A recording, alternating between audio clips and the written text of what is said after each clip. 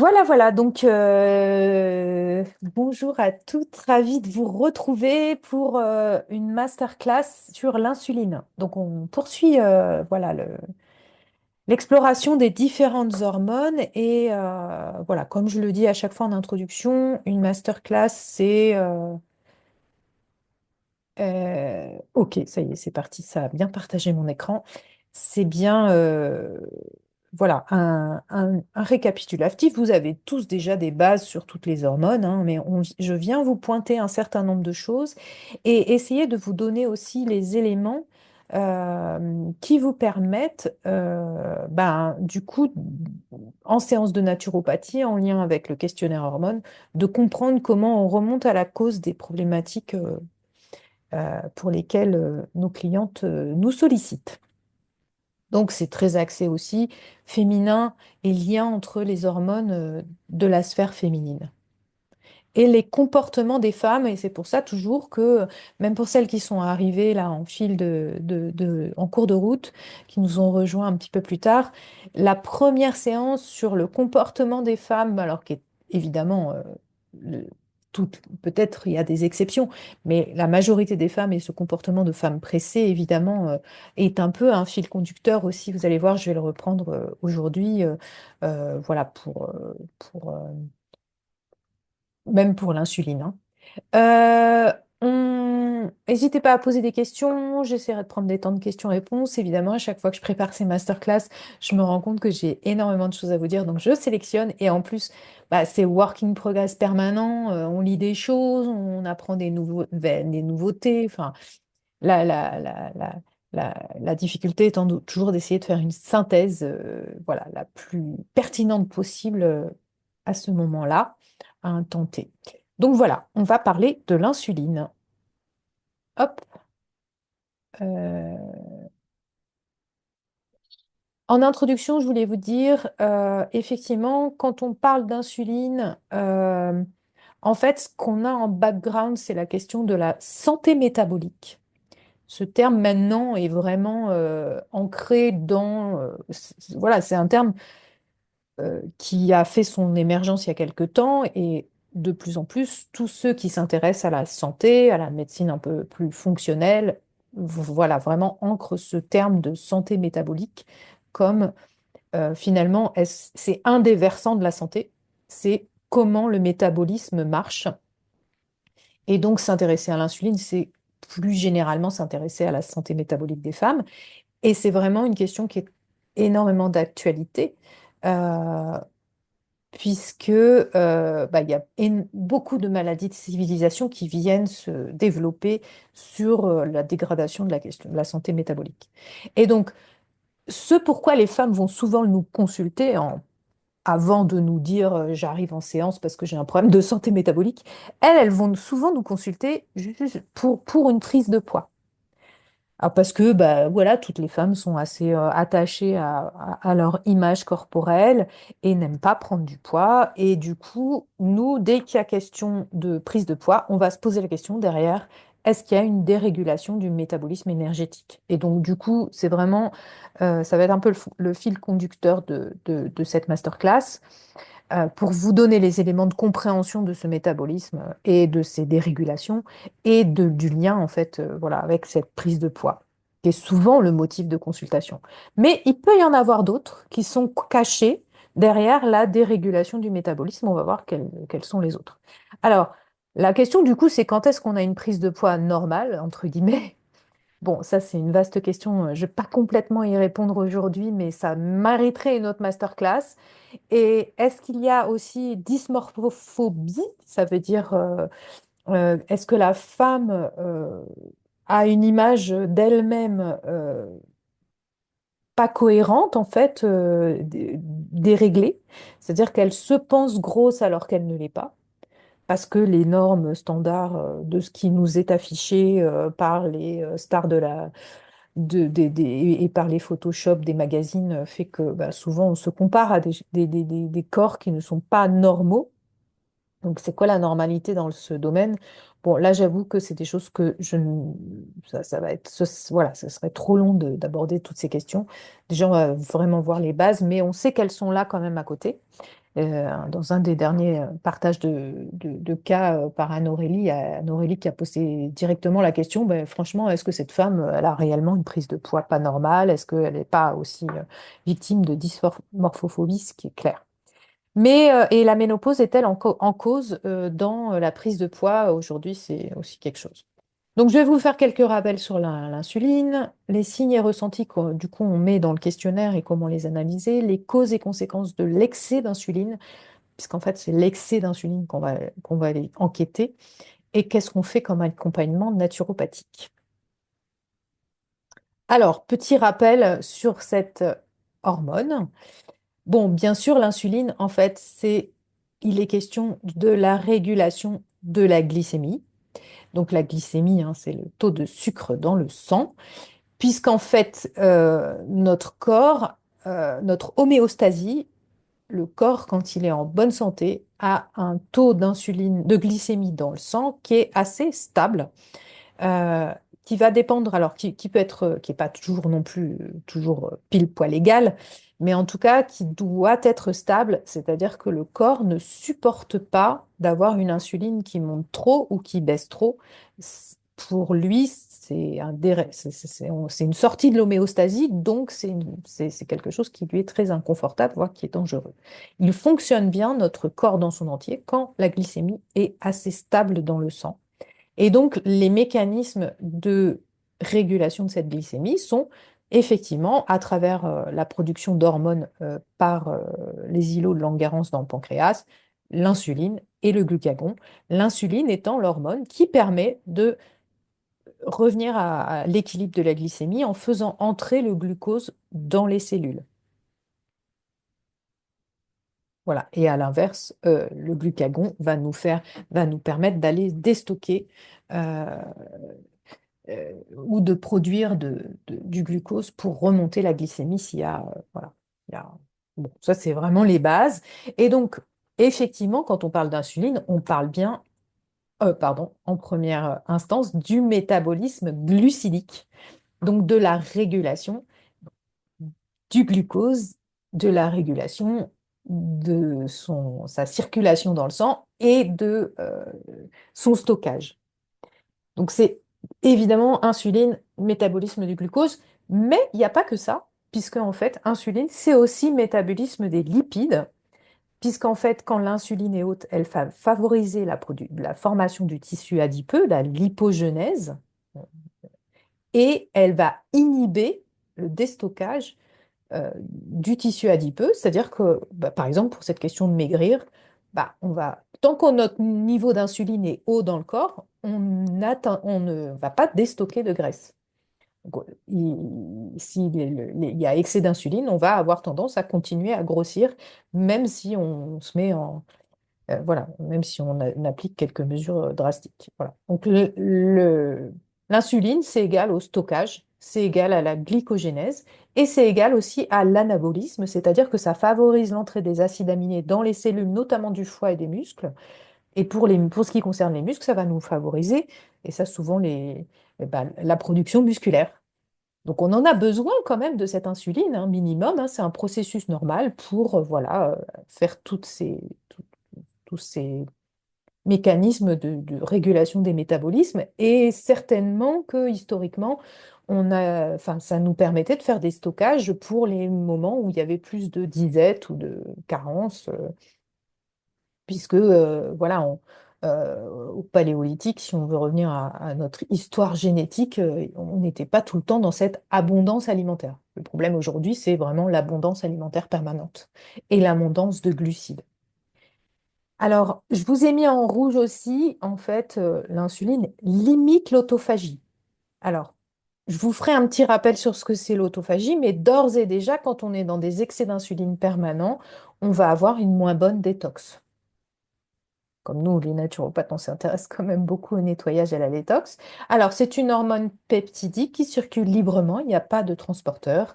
Et on s'est rendu compte dans des travaux plus récents qu'il y a une circulation libre donc, dans le sang, une entrée dans les cellules grâce effectivement à l'insuline, pardon, non, pardon, je dis n'importe quoi. Elle favorise l'entrée dans les cellules du glucose, mais on s'est rendu compte aussi qu'il y avait une barrière, en fait, une perméabilité particulière de la barrière hémato-encéphalique euh, de cette insuline. On en verra les conséquences un petit peu plus loin.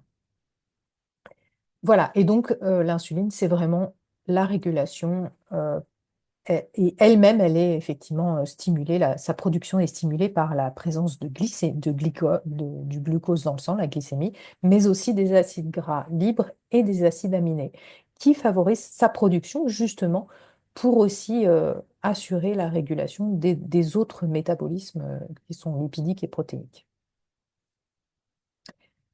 Quand on parle d'insuline aujourd'hui et qu'on parle de santé métabolique, tout de suite, on va aller vers la question de la résistance à l'insuline. Donc, petit schéma pour vous rappeler très rapidement euh, justement cette gestion du glucose, donc le glucose dans le sang. En fait, l'insuline va venir se positionner sur des récepteurs des cellules à l'insuline. Ces récepteurs, quand ils sont activés par l'insuline, vont activer les récepteurs d'entrée du glucose dans la cellule. Donc ça, c'est un mécanisme normal quand on a voilà, un taux de glucose dans le sang normal. À chaque fois qu'il y a un peu plus que la glycémie augmente, l'insuline va favoriser l'entrée dans toutes les cellules du glucose qui va pouvoir nous servir qui va être ensuite converti en énergie, ATP, euh, mitochondries, etc. Quand il y a résistance à l'insuline, ça veut dire qu'à un moment donné, les récepteurs à l'insuline deviennent inactifs. Nos cellules ne veulent plus recevoir d'insuline et le glucose ne peut plus entrer dedans. Et à ce moment-là, effectivement, la glycémie va augmenter. Il n'y a plus ce système de régulation et on va vers un terrain diabétique. C'est ça qu'on appelle la résistance à l'insuline. Petit rappel pour ceux qui ont déjà étudié ça, ou voilà. Alors, il y a des analyses biologiques qu'on peut faire pour savoir où est-ce qu'on en est vis-à-vis de cette régulation. La glycémie à jeun, dans les normes labo, on dit qu'elle est normale entre 0,7 et 1,10, mais vous voyez qu'il y a déjà un bel écart. 0,7, ça va justement pour les gens qui ont une bonne régulation de la glycémie. 1,1, on commence à aller vers des zones où on se dit qu'il y a un peu trop de glucides, de glucose qui circule dans le sang. Alors, la glycémie, elle peut être exprimée en grammes par litre ou en millimoles par litre, ça va dépendre, ça c'est plutôt chez les anglo-saxons. On peut aussi avoir un indicateur très intéressant, c'est l'hémoglobine glyquée, acronyme HbA1c. Ça veut dire qu'on regarde sur l'hémoglobine, donc sur les petits globules rouges, l'hémoglobine dans les globules rouges, est-ce qu'ils ont beaucoup de glucose qui est venu se coller à cette hémoglobine? Et ça nous donne une image de justement des hyperglycémies s'il y a eu beaucoup d'hyperglycémie dans les 15 jours précédents, on va avoir une hémoglobine glyquée qui va augmenter. C'est un très bon indicateur aussi, ça, si vous l'avez. Ça nous donne une belle image parce que des fois, la glycémie à jeun est normale, mais par contre, l'hémoglobine glyquée nous dit, attention, il y a souvent des hyperglycémies dans le sang, quoi. Et puis enfin, on a ce fameux index OMA qui va nous donner, voilà, par cette formule, est-ce que la personne a une bonne gestion aussi de sa glycémie et de son insuline? Est-ce qu'il fait souvent, voilà, est-ce qu'il commence à avoir des excès d'insuline et d'hyperglycémie? Et ben, tout ça nous entraîne à toutes ces pathologies qui peuvent être en lien avec euh, des dérèglements du métabolisme énergétique. De type 1, ça veut dire que c'est à la naissance, hein, et qu'il y a un problème de dysfonctionnement dès la naissance ou dès tout jeune de la production d'insuline. En général, c'est des gens qui doivent se piquer, se mettre de l'insuline pour que ça fonctionne, tout ce mécanisme de régulation. Alors que type 2, c'est bah, tous ceux qui vont, au fil du temps, avoir fait des erreurs, enfin, dégrader leur santé métabolique et arriver à une pathologie qui est voilà, de la dérégulation du métabolique Bon, on a aussi le syndrome métabolique avec notamment le foie gras. Le foie qui va, pour faire face à trop de glucose dans le sang, va petit à petit stocker ce glucose en gras ou de fructose d'ailleurs en gras dans son foie. Ça peut être le glucose et le fructose. Et puis, bah, hypertension, dyslipidémie, risque cardiovasculaire, inflammation, goutte, acide urique et notre SOPK sont toutes des pathologies en lien avec ce dérèglement du métabolisme. Ce qu'il faut savoir, c'est que voilà, normalement, dans un maintien d'une glycémie normale, on a des petits pics de glucose après chaque repas, ce qui est normal. Donc en rouge, j'avais la glycémie, hein. Et non, pardon, l'insuline, euh, qui va être sécrétée après chaque repas, normal, pour faire rentrer tous les métabolites dans les cellules. Et en fait, à un moment donné, il va y avoir à force, si la personne mange trop de glucides ou mange trop tout court ou de fructose, au bout d'un moment, en fait, il va y avoir un problématique d'excès d'insuline, d'excès de sécrétion de l'insuline. Par exemple, si la personne boit des sodas hyper sucrés toute la journée, plus des repas hyperglucidiques, ben, en fait, au bout d'un moment, ce mécanisme de régulation se dérégule et ça va nous donner l'entrée vers la résistance à l'insuline qui peut durer plusieurs années, qui est un phénomène progressif, c'est pas un on-off.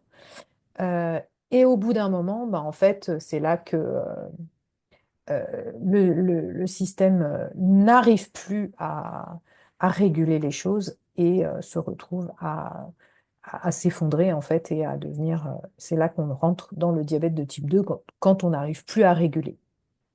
Mais nous, ce qui va nous intéresser, évidemment, c'est estimer éventuellement, s'il y a ce dérèglement du métabolisme, est-ce qu'on est dans un espèce de yo-yo trop fort et que du coup c'est très inconfortable pour la personne de vivre ce yo-yo, ou est-ce qu'elle a commencé déjà à rentrer dans une résistance à l'insuline? Bon, j'espère que c'est OK.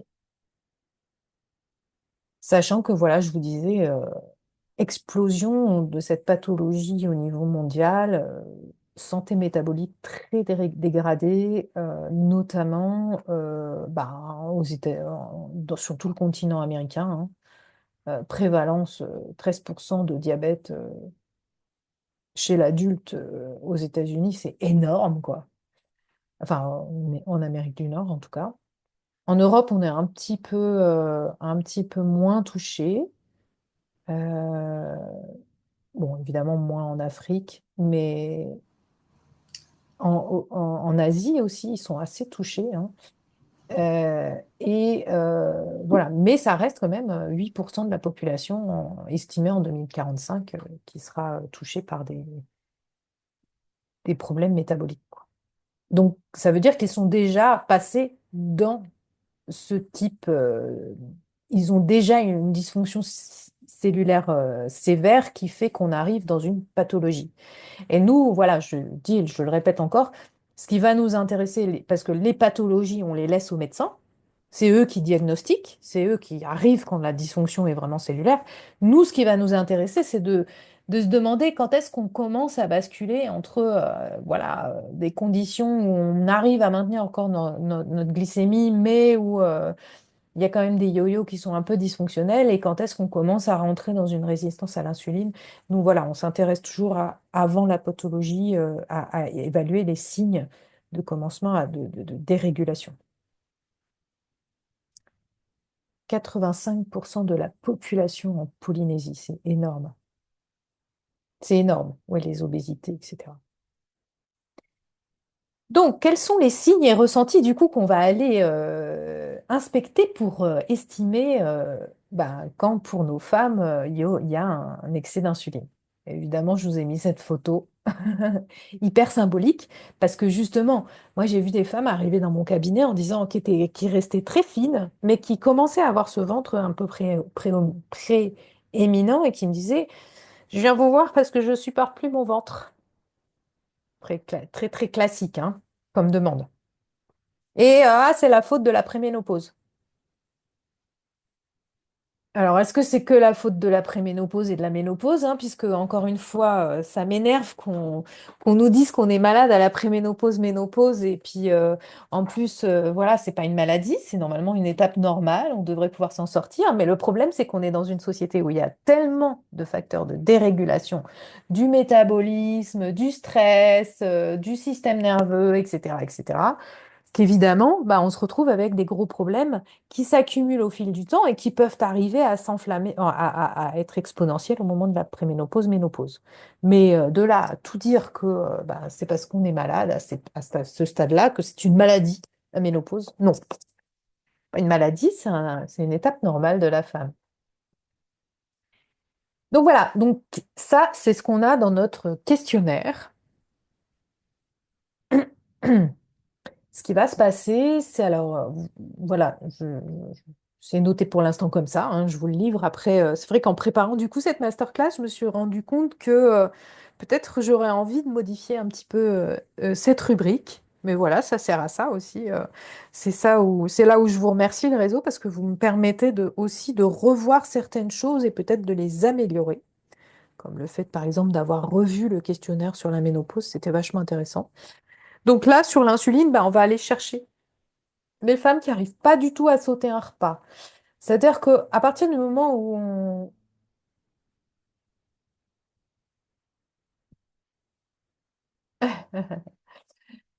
Il y a Maëlle qui revient sur la question de l'indice OMA. Euh, j'ai discuté du OMA avec une copine médecin, nous dit Maëlle, qui m'a dit que ça ne servait à rien, que l'important c'est l'analyse de la glycémie, point, et la prévention. Et voilà, c'est le problème, c'est ça, c'est que les médecins, ils sont assez peu formés à la prévention. Ils sont pas formés à s'occuper des signes avant-coureurs. Euh, Moi, personnellement, ma posture, et vous le savez, je le répète à chaque fois que je peux vous le dire, je ne suis pas favorable non plus à ce qu'on demande des analyses. C'est pour ça que je préfère travailler sur des signes cliniques. Et là, pour le coup, les signes cliniques, ils sont plus clairs. Par exemple, l'impossibilité de sauter un repas. En fait, ça veut dire que la personne, elle a perdu la flexibilité métabolique. On va y revenir à cette notion de flexibilité métabolique, c'est-à-dire qu'elle ne fonctionne que sur le métabolisme des glucides. Et donc, du coup, quand elle aura fini l'utilisation des glucides, du glucose en circulation dans le sang pour faire fonctionner ses mitochondries et produire de l'énergie, et ben en fait, son corps va réclamer à nouveau des glucides. Son corps, et peut-être parce qu'il y a un excès d'insuline en permanence circulant dans le sang, ne saura plus avoir accès aux réserves lipidiques pour faire de l'énergie. Aura du mal aussi à avoir accès même à ces réserves de glycogène. Donc du coup, bah, c'est une espèce de course en avant du corps voilà, qui ne sait plus aller chercher aller taper dans les réserves. L'excès d'insuline ferme les réserves de lipides. Être fatigué après les repas et avoir des coups de pompe, parce qu'en fait, quand on a des hyperglycémies, quand on a des hyperinsulinémies, c'est fatigant, le corps, il n'est pas bien. Parce que aussi, il y a ces hypoglycémies réactionnelles qui font aussi des gros coups de fatigue. Donc, c'est aussi bien l'excès d'insuline que les hypoglycémies qui sont fatiguées.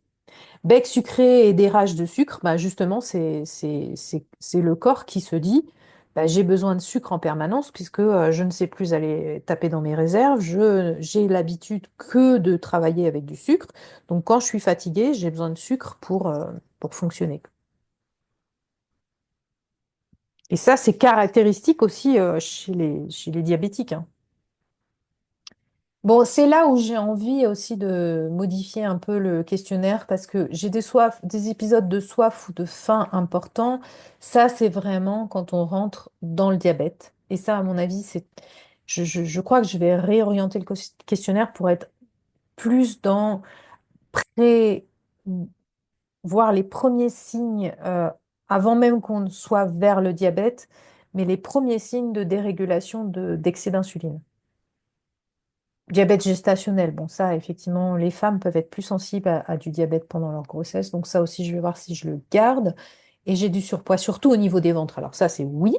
parce que effectivement, d'avoir des épisodes d'excès d'insuline font qu'on stocke au niveau de la graisse viscérale. Est-ce qu'il y a des diabétiques dans la famille? Ça, c'est intéressant parce qu'on sait toujours que le terrain va nous voir. Et les acrocordons, bon, ça, c'est là aussi, on est dans des signes qui sont quand même d'une résistance à l'insuline avancée, presque du diabète. Donc, je me pose la question de le garder. Voilà. Mais tout ça, ça va être des signes, voilà. Et du coup, j'ai repris le questionnaire dans le livre du docteur Vincent Renaud. Et je me demande si je vais pas plutôt reprendre plutôt lui. Finalement, je le trouve plus pertinent que le mien actuel, qui est issu voilà, de reboutiquages, je pense, successifs avec différentes sources. Et finalement, quand j'ai repris le questionnaire du docteur Vincent Renaud, je me suis dit, ah, mais il est quand même pas mal. Alors, un problème de surpoids chronique, une augmentation du tour de taille. Donc là, on pourrait le dire pour les femmes, ce sera plus parlant d'avoir un peu de graisse au niveau du ventre et du tour de taille. Une sensation permanente de faim, des compulsions sucrées, hypertension artérielle, fatigue, somnolence après les repas. Donc c'est une autre façon de le dire par rapport à ce que j'ai mis. Coup de pompe. Donc ces fameuses hypoglycémies réactionnelles, en fait, des pertes de mémoire. Donc lui, il a ajouté des notions par rapport au fonctionnement cérébral intéressantes, de la déprime et des antécédents familiaux et personnels de surpoids, d'obésité ou de diabète.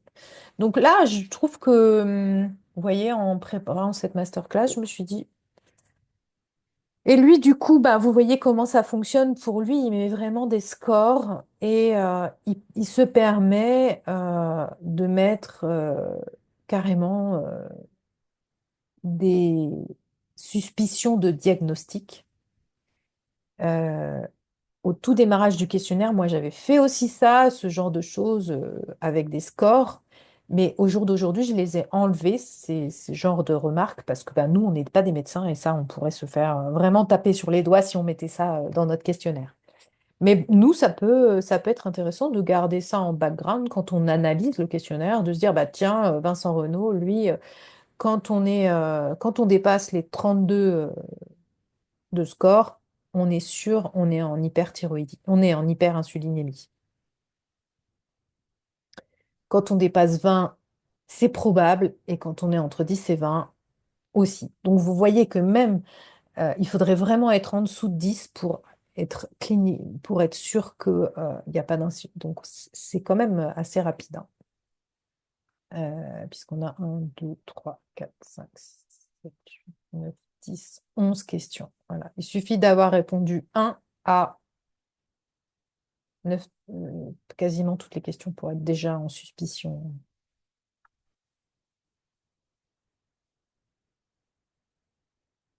Alors, du coup, il y a une discussion sur les acrocordons.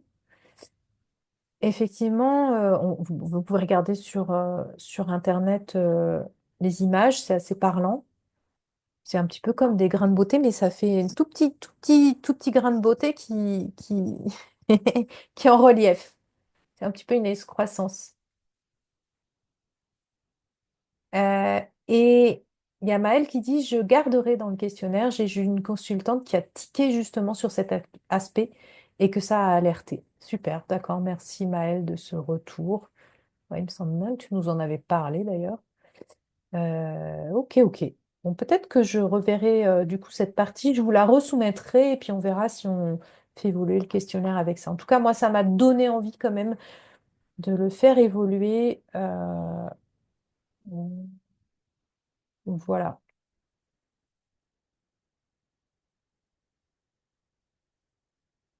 Euh, Voilà, alors bon, sur la question de l'insulinorésistance, si vous voulez, dans cette diapo, donc effectivement, on part d'une zone de normalité, hein, et, et en fait, ce qui m'intéresse dans cette diapo de vous montrer, c'est que on en vient en termes médicaux à parler de tolérance au glucose quand on est dans la zone normale, et que quand on commence à avoir justement trop d'insuline, en fait, on devient quasiment intolérant au glucose. J'ai trouvé ça intéressant, cette notion d'intolérance au glucose, que vous commencez à l'ayer dans l'oreille et l'ayez en tête.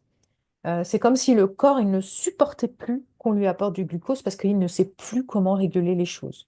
Ses cellules sont saturées. Ça devient en fait comme si le glucose en permanence, en hyperglycémie, ça devient en fait, enfin, le corps perd sa capacité à le réguler et pense que c'est une agression interne. Voilà. Et en fait, bon, là, si vous voulez aller regarder, c'est assez intéressant cette vidéo, assez didactique, si vous voulez rentrer un peu plus dans les mécanismes, parce que j'aurai pas le temps de déclenchement, comment on devient résistant à l'insuline. Je vous invite à aller voir cette vidéo qui est assez didactique et pédagogique, qui dure un petit quart d'heure, pour rentrer plus dans les mécanismes de comment on devient intolérant au glucose. Mais grosso modo, bah, c'est évidemment d'avoir systématiquement des hyperglycémies. Ah, super, ok. Isabelle a remarqué aussi en massant Ben ouais, parce qu'en fait, je pense qu'on est, je dois en avoir un ou deux, mais je pense qu'on est nombreux hein, à rentrer dans ces zones de critique d'insulinorésistance. En fait, l'insulinorésistance, elle va commencer au niveau périphérique, elle va commencer par le foie, elle va commencer par les... Parce que le foie, il en peut plus de réguler tout ça, elle va commencer par les muscles et les adipocytes, et petit à petit, ça va devenir généralisé. En fait, l'insulinorésistance, elle va se manifester premièrement chez les organes de régulation de la glycémie, justement. Donc voilà, c'est intéressant. Et aujourd'hui, les dernières recherches qui sont hyper intéressantes, c'est de se rendre compte, ce que je vous ai dit en introduction, que on peut avoir une insulinorésistance de la barrière hémato-encéphalique, c'est-à-dire que le glucose va passer dans le cerveau, mais notre barrière hémato-encéphalique va empêcher l'insuline de rentrer et du coup, certains nombres de cellules du cerveau ne vont plus pouvoir avoir accès au glucose pourtant qui circule. Donc nos neurones de certaines zones cérébrales euh, vont être baignés dans le glucose, mais ne vont plus pouvoir être nourris de glucose et vont commencer à vraiment dysfonctionner. Et c'est ce qu'on appelle la résistance à l'insuline cérébrale, et c'est pour ça qu'on appelle, par exemple, la maladie d'Alzheimer, le diabète de type 3. Et on se rend compte que c'est à l'origine de peut-être beaucoup de pathologies psychiatriques, ces questions de résistance à l'insuline du cerveau. Le cerveau, en fait, c'est une mesure de précaution, en fait, parce que faire trop rentrer de glucose à l'intérieur de la cellule, c'est hyper oxydant pour la cellule. C'est un stress oxydatif important. Et du coup, bah, pour protéger ces cellules, le cerveau empêche l'insuline de rentrer et du coup, on se retrouve avec cette résistance à l'insuline cérébrale, nos cellules qui commencent à dysfonctionner et probablement aussi un gros dérèglement des neurotransmetteurs à côté. Ça peut être à l'origine des déficits en sérotonine parce que le cerveau, voilà, c'est plus le moment de fabriquer de la sérotonine et à gérer tellement d'autres problématiques. Voilà. Vous avez là un modèle, j'ai mis la recherche, un modèle qui a été fait notamment sur la pathologie, la maladie d'Alzheimer. Alors, et notre femme pressée dans tout ça, les ressentis qu'elle va avoir et qui vont pas du tout lui plaire, euh, eh ben, elle va pas supporter de prendre du ventre parce elle est assez contrôlante de son image. Elle supporte pas non plus les coups de fatigue, la somnolence, parce que ça l'empêche de faire sa to-do list infernale. Et, euh, et elle avoue pas forcément ses compulsions sucrées, parce que ce serait un peu montrer qu'elle contrôle pas tout. C'est un peu caricatural hein, ce que je vous dis, mais c'est juste pour vous dire, soyez en alerte. Ouvrez vos oreilles quand vous entendez ça dans vos séances de naturopathie sur, oh, voilà, j'aime pas mon ventre. Oui, je suis fatiguée, j'ai du mal à me concentrer après les repas. Du coup, elle va avoir coché cette case sur les questionnaires. Vous pourrez un peu plus l'interroger là-dessus. Souvent, j'ai remarqué aussi qu'elle va cacher un peu ses compulsions sucrées, compulsions qu'on va surtout avoir en fin d'après-midi, justement parce qu'il y aura ce manque de sérotonine. qui est en lien, alors nous, on va avoir directement le réflexe, ah bah c'est en lien au fait qu'elle mange peut-être pas assez ceci, cela pour produire de la sérotonine et notamment du tryptophane. Mais attention, ça va peut-être être en lien aussi avec une dérégulation du métabolisme énergétique. Et elle a fait pas mal de régimes hypocaloriques et utilisé du coup des produits light et ultra transformés qui sont à la base aussi de la dérégulation de ce système. C'est-à-dire que quand on a une membrane cellulaire qui est dégradée à cause du fait qu'on a mangé, parce que la membrane cellulaire, trop de produits light, ultra transformés, donc avec du mauvais gras, en fait, on a aussi une hypothèse qui dit que tous ces dérèglements sont peut-être dus aussi à la consommation de produits ultra transformés et notamment de graisses dénaturées, des graisses trans, des graisses voilà, euh, vraiment dénaturées qui viennent à dégrader les membranes cellulaires et du coup à empêcher la bonne entrée et sortie du glucose dans les cellules. Tout ça, ce sont des facteurs convergents, hein. Alors, les causes et les conséquences de l'excès d'insuline. Alors, il y a une pilule miracle. Alors, je vous ai sorti le livre de Johann Hari. On est vraiment dans l'actualité, hein. J'aime bien aussi faire ça, vous faire un petit peu une veille de l'actualité. C'est un livre qui vient de sortir parce qu'en fait, ils ont trouvé une molécule miracle pour venir justement, quand on a une dérégulation de la satiété à cause de cette dérégulation de l'insuline, pour pouvoir régler la satiété. Donc, c'est par une voie de signalisation de la satiété. Euh, et donc, il y a donc ce médicament qui est sorti voilà, il y a quelques années. Attendez, je vais vous retrouver le nom du médicament. La molécule, c'est euh, le mot Ozempic ou un truc comme ça. Ils se piquent avec cette molécule et du coup, ils ont plus faim, malgré le fait d'avoir une dérégulation de l'insuline. Et donc, Johann Hari vient de sortir un livre là-dessus. La raison principale pour laquelle nous avons pris du poids à une vitesse sans précédent dans l'histoire de l'humanité, c'est que notre alimentation a radicalement changé et ce changement a fortement altéré notre capacité à ressentir la satiété. Donc c'est intéressant parce que ça nous donne une entrée aussi de santé métabolique, mais aussi des mécanismes de la satiété. Effectivement, dans les mécanismes qui ont été dérégulés de la satiété, quand on mange des produits ultra transformés, gras, sucrés, on a tendance à manger plus.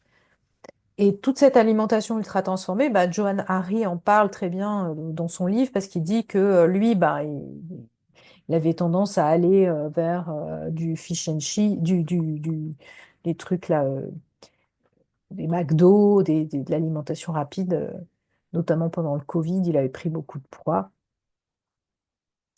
Euh, c'est l'Ozempic. Attendez, je recherche quand même le nom de cette molécule. Je vais vous le mettre. Ouais, c'est ça, c'est Ozempic, ce fameux médicament qu'ils sont sortis pour la régulation de la satiété. Donc lui, voilà, il a mené toute une enquête là-dessus parce qu'en fait, ce qu'il raconte, c'est que à la sortie du Covid, il a été il s'attend, lui, il avait pris beaucoup de poids parce qu'il avait mangé, il avait fait du Uber Eats avec que des produits ultra transformés et très gras et très et du coup, il s'était retrouvé et très avec des graisses trans. Il s'était retrouvé, il pensait qu'il allait retrouver tout le monde qui a pris du poids et après voilà, en fait, après, il s'est rendu compte que non, beaucoup de stars américaines avaient perdu du poids. Et en fait, parce qu'ils avaient utilisé ce fameux Ozempic. Donc voilà, on a déréglé notre mécanisme de satiété parce qu'on mange des choses qui sont plus molles, qui manquent de fibres, donc il y a moins de mastication. Des choses où il y a moins de protéines, donc moins de satiété. Ce qui va amener la satiété, c'est protéines et lipides. Il y a une espèce de forme d'addiction au sucre et glucides, et avec ce métabolisme uniquement glucidique. Et il y a aussi derrière dysbiose, additifs, dérégulation de la glycémie par tous ces facteurs-là. Donc vous voyez que le spectre, c'est pas uniquement parce que je mange trop de calories, mais c'est plus dans la qualification des aliments et dans aussi l'ultra transformation. Ouais, tout à fait, Alicia. On va parler aussi du stress.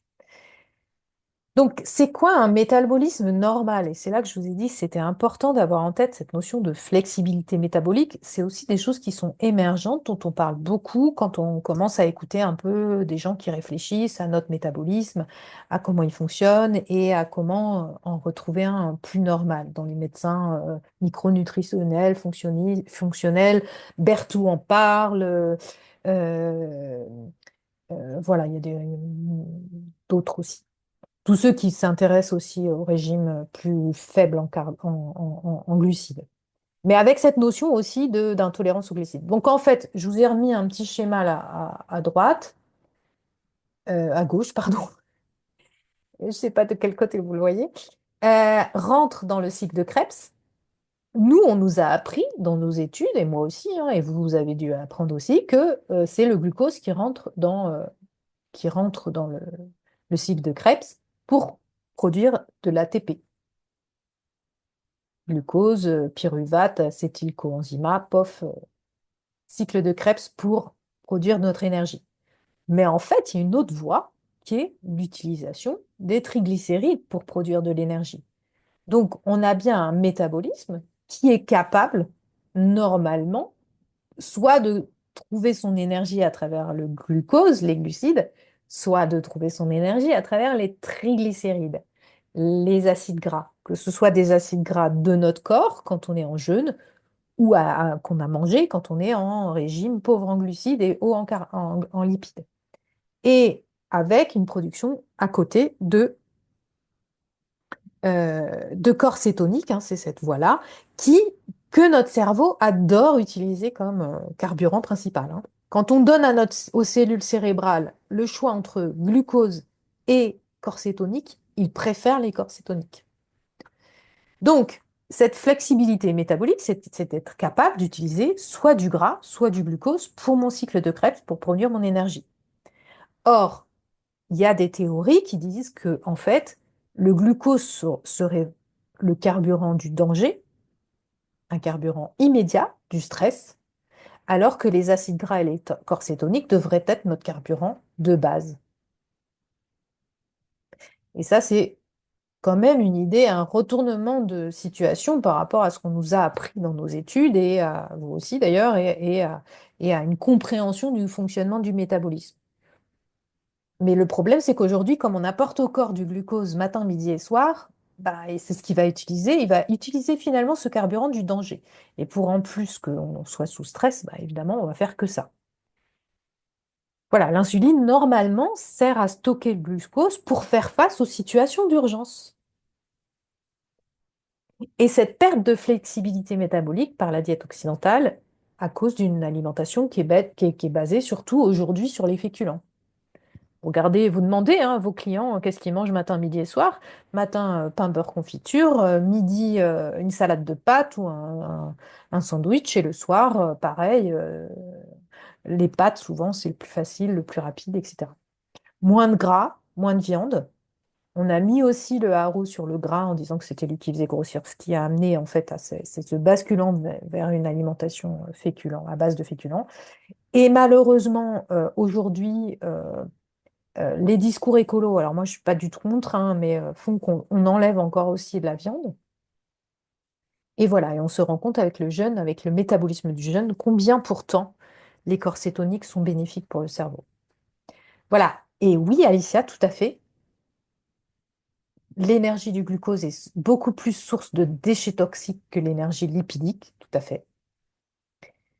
De radicaux libres dont j'ai parlé tout à l'heure, en fait. Et en fait, c'est aussi bien moins rentable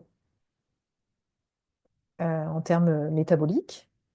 Et comme tu disais, Alicia, tout à l'heure, en fait, malheureusement, quand on est dans un système de stress, j'en ai un petit peu parlé pour la femme pressée, quand on est tout le temps en orthicose, en fait, comme je vous disais, le glucose est censé être l'énergie du stress pour faire fight or flight, hein, je combats ou je fuis. On a besoin d'une énergie rapidement utilisable. Et ben dans ce cas, c'est le glucose. Et du coup, quand on est sur une trop de production de cortisol en permanence, hein, pas la production normale du début de matinée, et ben en fait, on va avoir tendance à avoir une augmentation du glucose dans le sang. Et donc, c'est un cercle vicieux du stress, niveau de cortisol élevé, niveau de sucre élevé, niveau d'insuline élevé, résistance à l'insuline, prise de poids, et tout ça va reboucler sur ce cercle vicieux. Donc, bien sûr que dans la causalité, on va aller se poser la question, est-ce que cette résistance à l'insuline vient uniquement de l'assiette ou est-ce qu'elle vient aussi d'un stress permanent?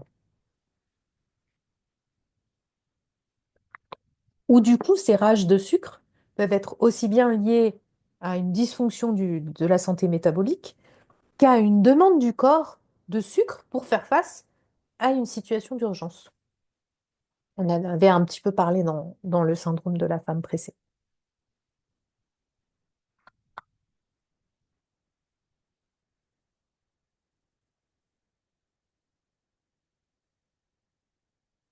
Super, merci Pauline. Alors, Pauline, elle nous fait aussi une incise sur l'iridologie. Donc ça peut intéresser celles qui travaillent avec l'iridologie. Et d'ailleurs, on a hâte d'avoir un cas de celles qui utilisent l'iridologie pour faire une analyse de cas avec l'iridologie et le questionnaire. Donc en iridologie, on peut voir si une personne stocke beaucoup d'acide oxalique, qui est la métabolisation des glucides, des sucres, ou d'acide pyruvique. Ça colore la zone de l'iris couleur marron brun caramel. Tout à fait. On dit- on peut voir par là aussi des intolérances aux glucides. Voilà, on a une coloration d'une zone de l'iris qui est marron-brun caramel sur la localisation des sécrétions digestives.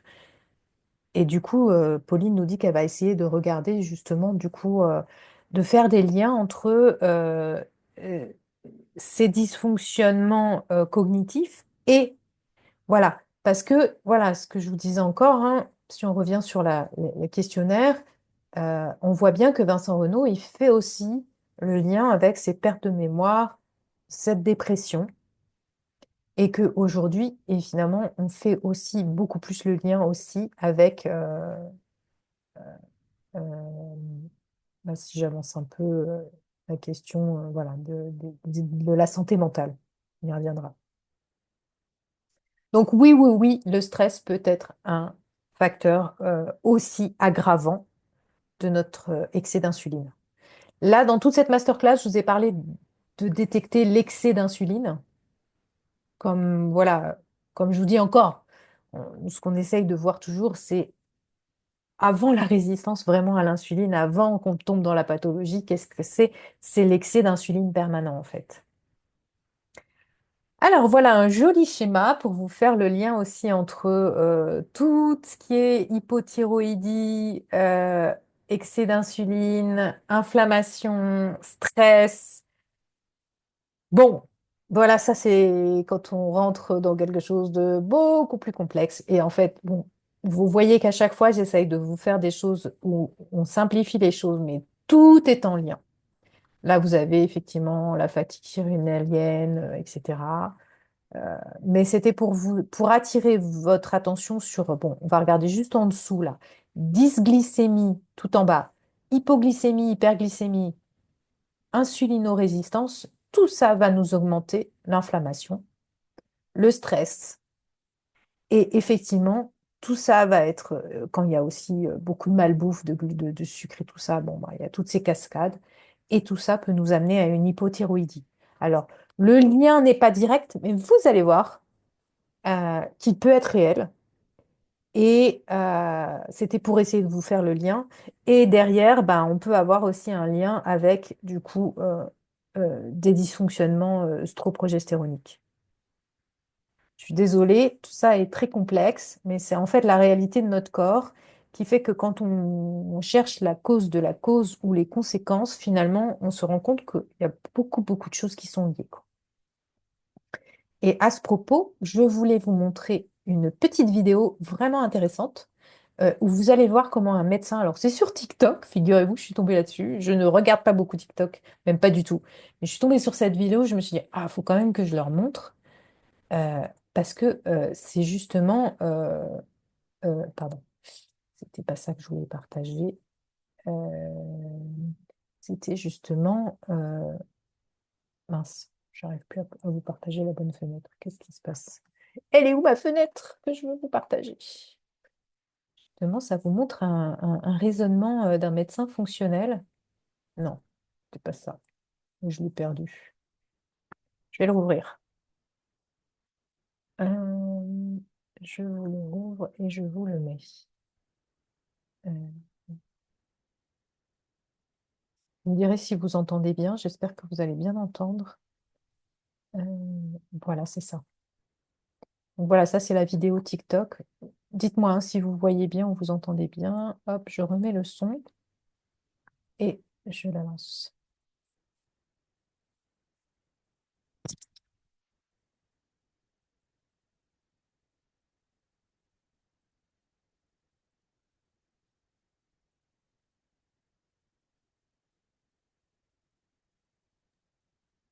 On n'a pas le son. Enfin, moi, j'entends pas. Ah, pardon, ok. Mais t'as bien fait de me dire parce que. Alors, je vais voir si je mets comme ça, en mettant bien fort. Je vais réessayer comme ça, en enlevant mes écouteurs. Euh, je vais augmenter un peu aussi et je vais mettre le son bien fort pour être sûr que vous entendez bien. Vous me dites.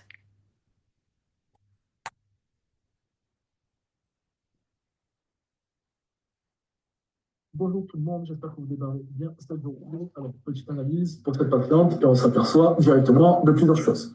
Elle est en hypothyroïdie, il y a un surplus de cortisol et elle est en insulinorésistance. Donc, en fait, quand on se retrouve dans un cadre avec multiples problèmes hormonaux, comme ça, pour pouvoir les résoudre, il faut arriver à tirer le fil de quoi a commencé à quel moment. Voilà. Donc là, dans ce type de situation, ce qui paraîtrait être le plus probable, c'est que cette patiente a déclenché une insulinorésistance. Cette insulinorésistance, du coup, a engendré un très gros stress physiologique sur son corps, ce qui fait qu'aujourd'hui, elle crée énormément de cortisol dès le matin. Elle est au-dessus de la norme. Il faut savoir que le cortisol, dans le corps, quand il est produit en excès, il interagit avec la thyroïde. D'accord? C'est un feedback négatif. C'est-à-dire que le corps fait beaucoup de cortisol. Le cortisol va donner le signal, du coup, derrière, de bloquer, si vous voulez, la création d'hormones thyroïdiennes T4. Ok. Donc, en fait, c'est ce qui se passe à l'heure actuelle, possiblement, c'est une hypothèse. On a une insulinorésistance qui crée un surplus de cortisol par stress physiologique. Cortisol qui, lui, va donner le signal au corps de bloquer progressivement la création d'hormones T4, hein, qui doit aboutir sur la T3, qui est l'hormone active. Du coup, vu que la production d'hormones T4 baisse, on se retrouve avec une TSH qui est élevée parce que le cerveau se dit hop hop hop, il faut faire quelque chose, il faut relancer la production d'hormones thyroïdiennes T4. Voilà. Donc on a une hypothyroïdie qui au final a été créée par une insulinorésistance. Yo, du coup, ça nous donne des perspectives de compréhension parfois de nos équilibres hormonaux où l'insulinorésistance peut être à la base de pas mal de questions et augmenter le niveau de stress physiologique. Donc voilà, ça aussi, je trouvais que c'était vraiment intéressant comme démonstration parce que le stress, nous, on pense toujours qu'il est uniquement psychologique. Tu sais, le stress, il peut être aussi physiologique. Donc voilà. Euh, euh, Donc, qui de la poule et qui de l'œuf. En tout cas, quand on a une femme qui vient avec un profil où on voit que l'insuline commence à être déréglée, où on constate aussi en analysant son bilan alimentaire, puisque n'oubliez pas on demande aussi comment la personne mange, donc on est capable aussi de regarder son alimentation, si elle mange des féculents à tous les repas, si elle fait jamais de jeûne intermittent, si voilà, elle est dans un régime hyperglycémique, ben, forcément, derrière, ça entraîne tous ces dérèglements métaboliques.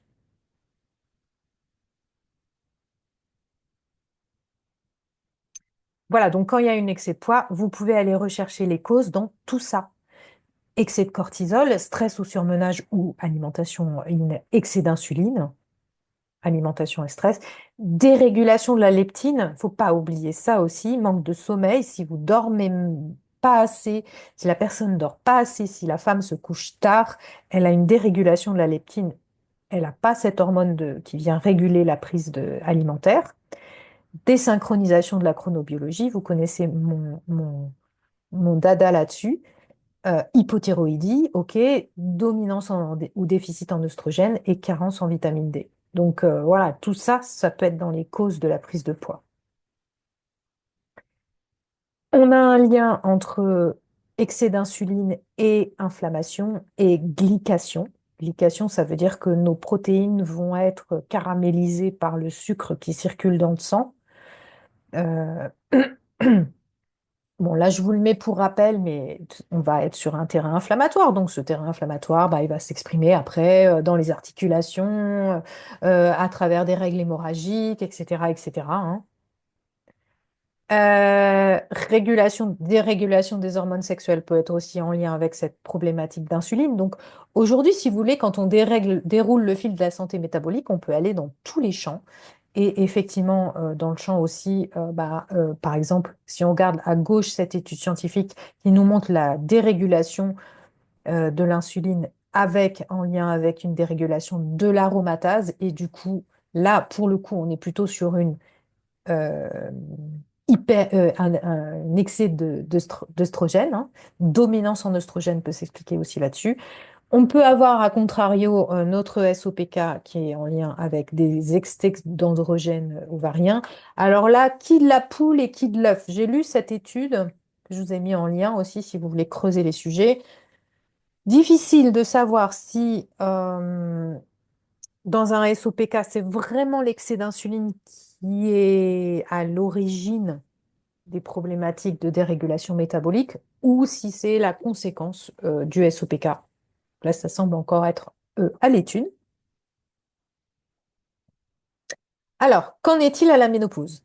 Il semblerait, et j'ai regardé un peu ce qui se disait dans les études actuelles, etc., il semblerait effectivement que les œstrogènes, en baissant, nous rendent plus susceptibles d'être insulino-résistants.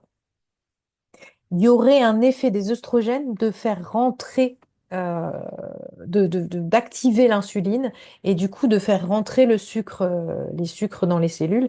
Et quand on a moins d'œstrogènes, quand elles baissent à la préménopause, ménopause, on arrive à avoir plus facilement de l'insulino-résistance. Voilà. Donc, ce qui peut expliquer pour certaines femmes, si elles ont mangé vraiment très féculent toute leur vie, qu'au moment de la ménopause, les choses s'enflamment. Les choses, enfin, le fait de la baisse des oestrogènes, euh, le, le- le phénomène s'accélère en fait de la résistance à l'insuline.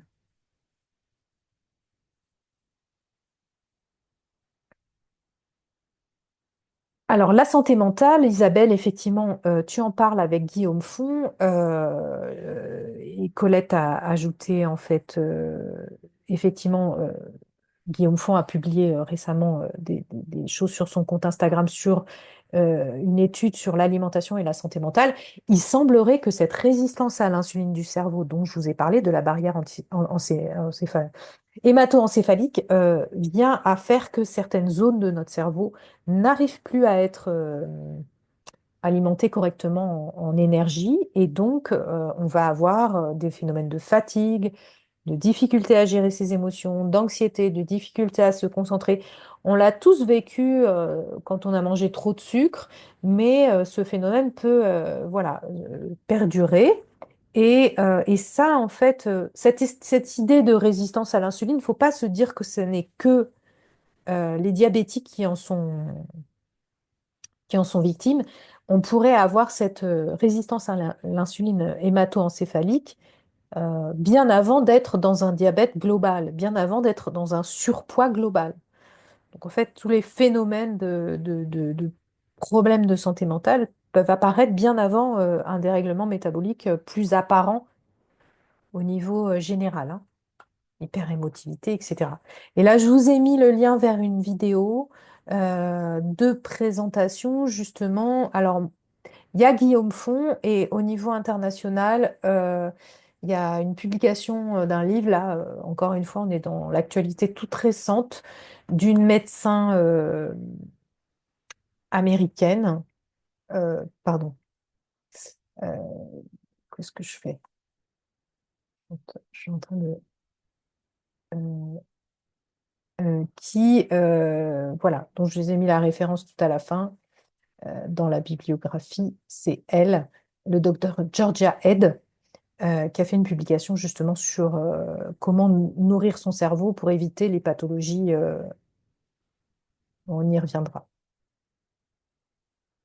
Donc la vidéo qui est là, c'est une vidéo de Georgia Head qui explique justement bien ce lien entre santé mentale et excès d'insuline et problématiques d'alimentation. Alors ce que je vous disais en présentation de l'insuline aussi générale, souvenez-vous cette histoire d'autophagie. L'autophagie, c'est le mécanisme de nettoyage cellulaire, de recyclage, de nettoyage-recyclage de tout ce qui est usagé dans notre cellule. Cette autophagie ne peut se, va être diminuée si vous avez tout le temps en permanence de l'insuline qui circule dans le sang. L'insuline est un facteur de limitation de l'autophagie, donc de limitation de la détox. Donc c'est pour ça que quand on est à l'inverse, quand on est en jeûne, on augmente grandement l'autophagie parce qu'on n'a plus d'insuline qui circule dans le sang. Voilà. Donc il n'y a plus de détoxination des cellules, donc voilà le lit de beaucoup de maladies aussi, beaucoup plus générales. Voilà. Donc évidemment, limiter la prise d'aliments le soir permet d'activer l'autophagie la nuit, en fait, ce qui est très intéressant. Normalement, le corps devrait être systématiquement en autophagie au moins une partie de la nuit, quoi. Donc notre femme pressée, effectivement, elle a des comportements qui favorisent l'excès d'insuline, être toujours dans le système de vigilance, en orthosympathicotonie, nous met dans un processus d'excès d'insuline, ne pas prendre le temps de manger correctement et faire des régimes hypocaloriques, produits light et IGO. Souvent, ah oui, je voulais vous enregistrer un petit audio, j'ai oublié de vous le poster.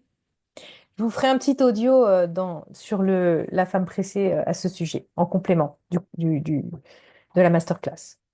Est-ce qu'elle a des troubles du comportement alimentaire, cette femme pressée? À voir. Ce qui est sûr, c'est qu'elle va manquer de sérotonine et du coup avoir ces fameuses compulsions sucrées le soir qui ne font qu'empirer les choses. Elle peut avoir une fatigue thyroïdienne en lien aussi avec une fatigue surrénalienne qui vont venir jouer dans le système. Et tout ça va nous amener à beaucoup de SPM et de périménopause débilitante, comme on l'a vu avec les conséquences sur les déséquilibres œstroprogestéroniques. Et souvent, cette femme pressée aussi, elle est sur les écrans le soir, des couchers tardifs, des dérèglements de la chronobiologie. Et ça, Georgia Head, elle parle aussi de l'effet des écrans là-dessus, hein. Alors, du coup, manque d'hydratation. Ouais, ok, pense à boire.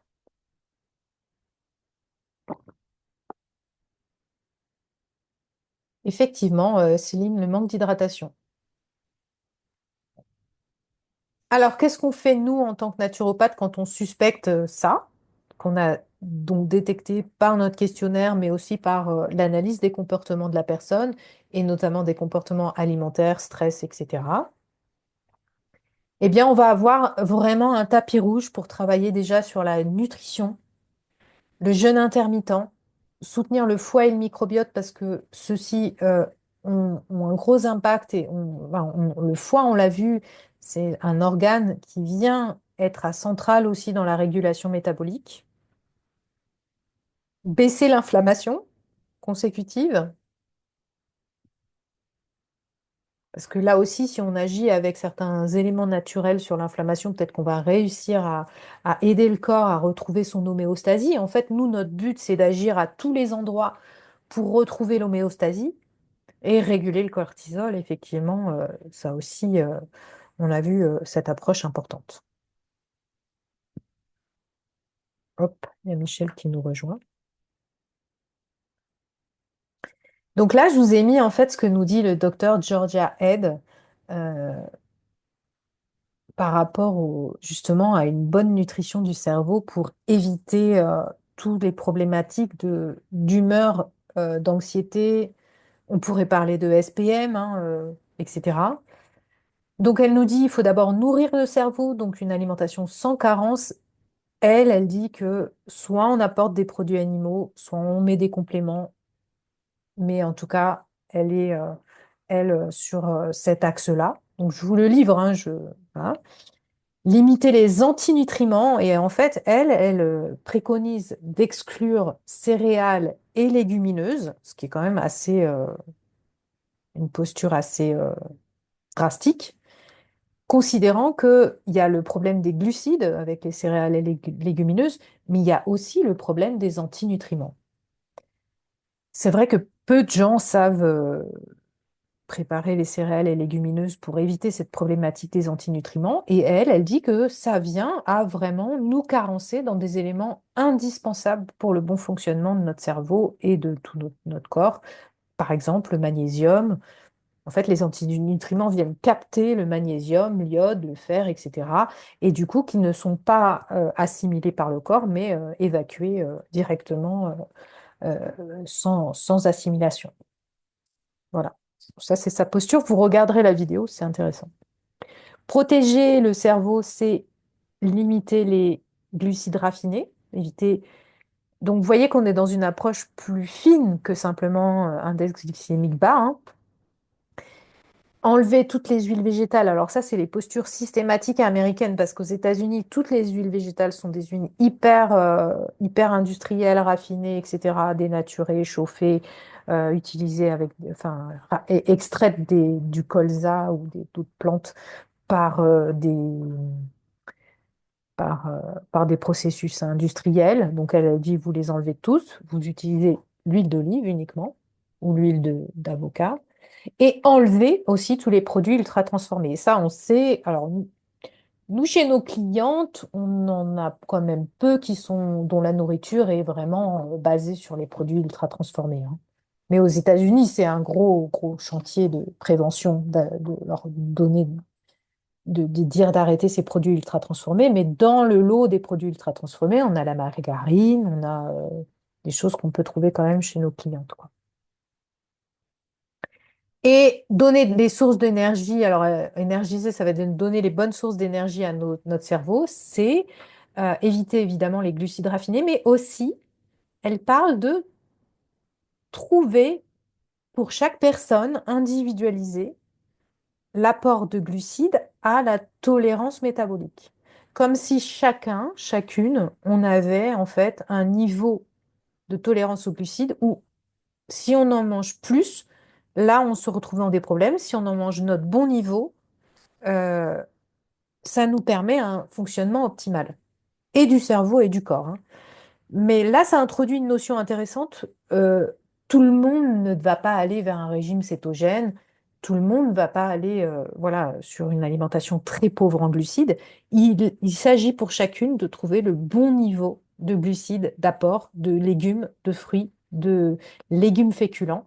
Donc en excluant là, pour le coup, céréales et légumineuses, pour trouver le bon niveau de glucides qui correspond à la personne.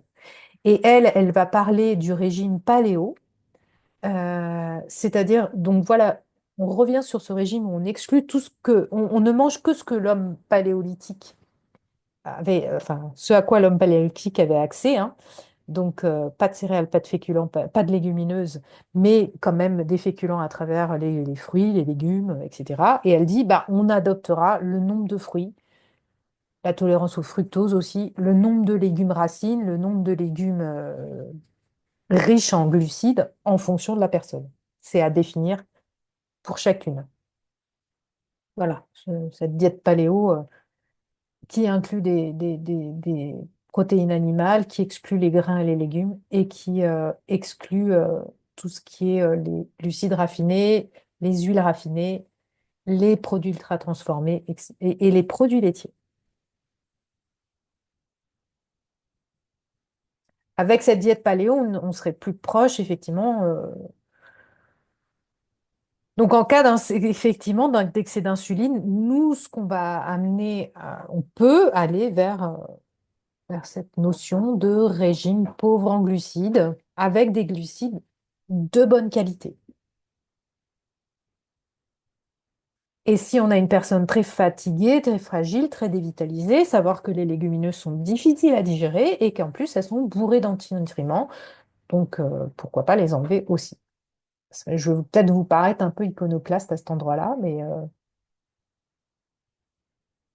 et donc de bien calculer le niveau de protéines nécessaire, de veiller à un apport en oméga 3 et de ne pas éliminer systématiquement les graisses saturées, parce que si notre corps retrouve sa flexibilité métabolique, il va pouvoir utiliser les triglycérides, des graisses saturées, puisque c'est les mêmes que nous, on stocke. Si on est capable de les utiliser, celles qu'on a stockées, on doit être capable d'utiliser celles qu'on mange, pour autant que ce soit d'animaux voilà, élevés dans des bonnes conditions. Et alors, les produits laitiers, on est encore une fois le sujet un peu clivant. Attention aux produits laitiers inflammatoires. Attention, les produits laitiers ont tendance à être hyper insulinémiants. Donc là, si on est dans une démarche de quelqu'un qui a à revoir son... Voilà donc des exemples d'assiettes pauvres en glucides et riches en graisse. On peut aller vers les œufs, évidemment, les sardines. On n'est pas obligé de mettre non plus systématiquement de la viande à chaque fois, hein. Mais vous voyez que là, on n'a plus de féculents quasi, hein. Alors, euh, et ça peut être aussi couplé avec du jeûne intermittent. Alors, je regarde parce que ça réagit pas mal et je m'en doute parce que c'est une notion de nutrition. Oui, j'y arrive, Pauline, sur la femme cyclique et le jeûne intermittent. Ça va arriver dans mon diaporama tout de suite. Euh, Je sais pas, Pauline, toi, peut-être que j'en avais pas parlé encore aux graines germées, mais en tout cas, à partir des promos suivantes, je leur avais parlé de ça, en fait, adapter le jeûne intermittent aux femmes cycliques, on y vient. Ouais, aujourd'hui, Marion Caplan, Alicia, tout à fait, elle est sur la même posture. Elle a complètement basculé dans le cétogène, le low carb, hein. Mm. Et elle, qui pendant des années prônait un régime sans gluten, etc., finalement, aujourd'hui, elle est devenue radicale, sans céréales, sans légumineuses. Moi, je pense que certaines personnes peuvent y être tolérantes, pour autant qu'on les prépare correctement et dans des proportions très raisonnables. Un petit peu de riz blanc de temps en temps, préparé vraiment, enfin, trempé longtemps, etc., etc., voilà, dans le cadre d'une alimentation correcte. Un petit peu de sarrasin, pas non plus, enfin, mais sur la base, c'est vrai que aujourd'hui, le problème, c'est que c'est devenu trop la base de notre alimentation, quoi, pour la plupart des gens. Oui, alors, Pauline, du coup, le pauvre en glucides, c'est à adapter à chaque personne. Et en fait, moi, je dirais que ce qu'il faut faire, c'est retrouver, si vraiment on sent qu'il y a trop d'insuline, c'est de faire des phases, ou vraiment une phase où on essaye de changer de mode, de retrouver, bon, on va y venir, d'ailleurs, c'est dans mes diapos suivantes. Alors, les légumineuses germées, pour autant qu'on enlève les cuticules, parce que ça va être l'enveloppe de la graine qu'on va retrouver les antinutriments. Si vous arrivez à enlever les cuticules, pourquoi pas? Ou la peau ou la peau des graines. Moi, par exemple, quand je me fais des graines d'alfalfa germées, j'essaye d'enlever les petites cuticules. Alors, vous allez me dire, et alors, glucose révolution et son truc, bah, en fait, au début, toute la stratégie de Gessine Chospé, c'est d'éviter les pics de glycémie pour rester pour revenir dans des normes physiologiques. Ce qui n'est pas plus bête, parce que déjà, quand on reste dans les normes physiologiques de la glycémie, hein, en évitant des pics trop forts, déjà, on évite un gros stress physiologique. Mais par contre, ça ne veut pas dire qu'en lissant la glycémie, en évitant ces pics, on ne va pas être pour autant en excès d'insuline en permanence, puisqu'en fait, ça ne tient pas compte, ces conseils, de la charge glycémique. Or, on sait aujourd'hui que l'index glycémie et le pic de glycémie, ça ne suffit pas. Ça ne tient pas compte non plus des antinutriments. Et bon, cette histoire de vinaigre ajouté avant les repas glycémiants, il n'y a pas pour l'instant beaucoup de preuves scientifiques, si ce n'est les essais qu'elle a fait elle-même sur elle, quoi. Donc, pourquoi pas, ça peut être une première étape, glucose révolution, puisque ça nous invite à changer déjà le petit déjeuner, ce qui est quand même une entrée intéressante. Euh, oui, pour lisser la glycémie, pour faire revenir dans des normes physiologiques, arrêter au moins ce stress des hyper et hypoglycémies hors normes physiologiques. Et ensuite, je pense que commencer par ça pour ensuite passer à un low fat high carb et ensuite introduire des jeûnes intermittents. Moi, dans l'ordre, je dirais que ça pourrait être intéressant pour une personne qui a vraiment une glycémie déréglée de commencer par les conseils Jessine Chospé, glucose révolution, puis low carb high fat, puis introduction de jeûne intermittent. Vraiment, là, on va vers retrouver progressivement la flexibilité métabolique. Mais tu vois, Pauline, pour retrouver cette flexibilité métabolique, il va falloir qu'on en passe quand même par des phases, soit de jeûne intermittent, soit de low fat, avec vraiment une réduction drastique des glucides pour forcer le corps qui a complètement oublié cette capacité à utiliser ses graisses ou alors faire des jeûnes longs. Alors attention, sauter le petit déjeuner peut être contre-productif pour la régulation de la leptine qui est l'hormone de régulation de la satiété, des prises alimentaires plutôt. Et effectivement, le jeûne intermittent, il est utilisé dans tous les protocoles de la clinique Reversa, hein, nos fameuses docteur Bordeaux-Roy et Sophie Roland que vous avez interviewé, que Marion Caplan a interviewé là récemment. Vous avez des très belles interviews de ces deux femmes dans les, sur la chaîne YouTube de Marion Caplan. Et donc, oui, le jeûne intermittent peut être une norme intéressante on peut voilà, aussi adapter le jeûne intermittent avec des jus de légumes ou des bouillons pour aider au démarrage.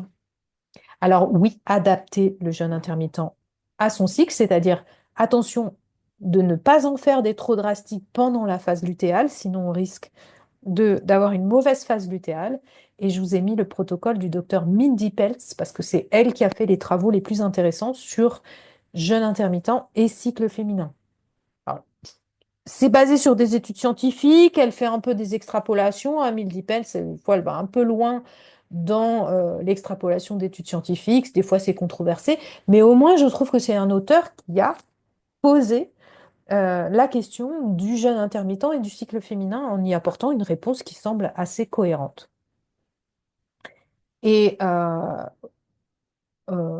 voilà, peut-être aussi commencer par un jeûne long. Pourquoi pas pour certaines, ça va être une stratégie intéressante.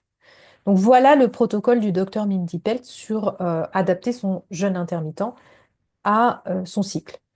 Grosso modo, on va avoir des plages de jeûne intermittent les plus longues de jeûne en phase préovulatoire.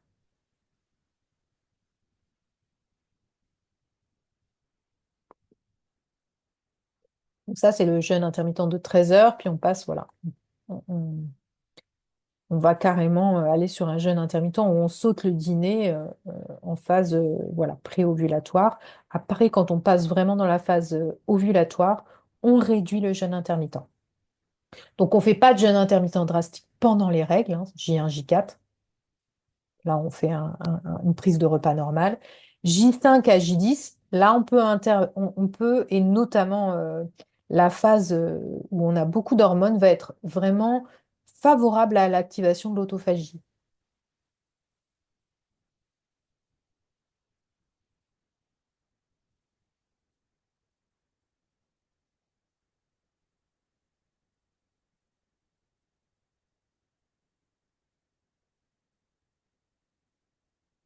Alors après, voilà, Pauline, moi je pense que sur le low fat high carb, puisque tu poses la question, moi je le recommande en disant on a un repas par jour avec des glucides. Le repas du midi semble plus intéressant si on veut aller vers ça.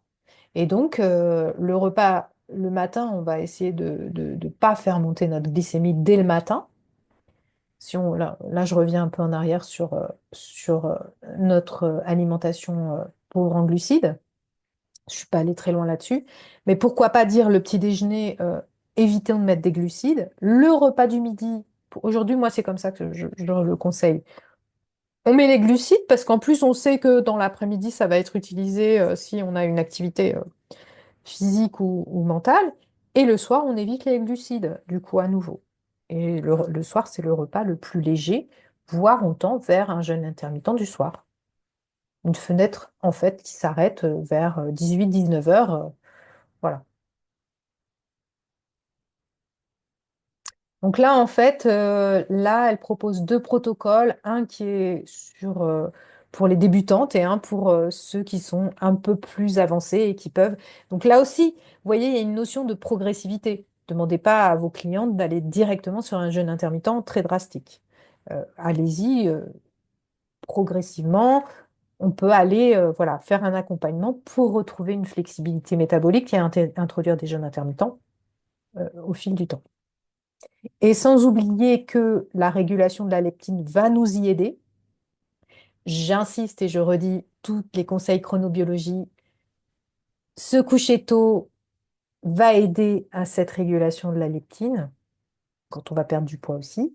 Faire de l'exercice, évidemment, pour mobiliser les réserves de glycogène, augmenter le nombre de mitochondries, parce que si nos mitochondries fonctionnent bien et sont nombreuses, on aura plus facilement à retrouver notre flexibilité métabolique, limiter le stress psychologique et soutenir le foie et le microbiote dans ce processus parce que c'est eux qui vont aussi bien aider les choses en background. Éviter trop de fructose, c'est pas la peine d'aller se mettre à manger trop de fruits non plus, trop d'alcool, les toxiques, soutenir le foie, faire des cures pour le foie, ça peut être intéressant, apporter des aliments lacto-fermentés et éviter les sucres. Tout ça va nous aider à retrouver un métabolisme sain.